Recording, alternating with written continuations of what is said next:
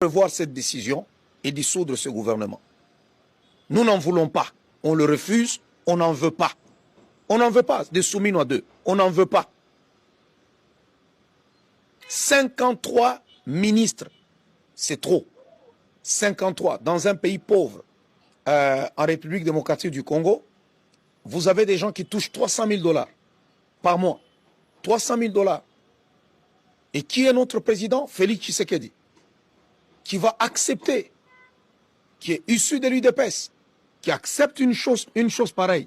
On a toléré ça, on était lors du premier mandat, on se disait que bon, il doit asseoir un peu son pouvoir et ainsi de suite. Mais là, nous avons comme l'impression que ça continue.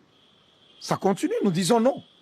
On ne peut pas être là, nous avons une catégorie de gens qui, eux, profitent du pays, des richesses du pays, mais les autres continuent à souffrir et à croupir. Et dans un pays pauvre comme le Congo, ils se donnent le luxe de se donner des salaires de 300 000 et ainsi de suite. Mais quel est d'abord le salaire de ces ministres-là? Ces ministres qu'on nomme là, 53 ministres, qu'on nous révèle leur salaire. Le Sénat, les députés, les ceci. Mais écoutez, finalement, est-ce qu'on est conscient qu'on doit reconstruire le pays ou soit on n'est pas conscient?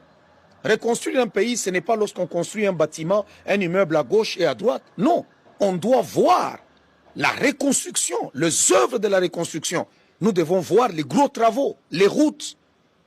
On doit voir où est-ce qu'on construit les routes, l'électricité, l'eau potable. Il n'y en a pas dans ce pays. Il n'y en a pas. Les gens n'ont pas accès à l'eau potable, les gens n'ont pas d'électricité, il n'y a pas de routes partout où nous circulons.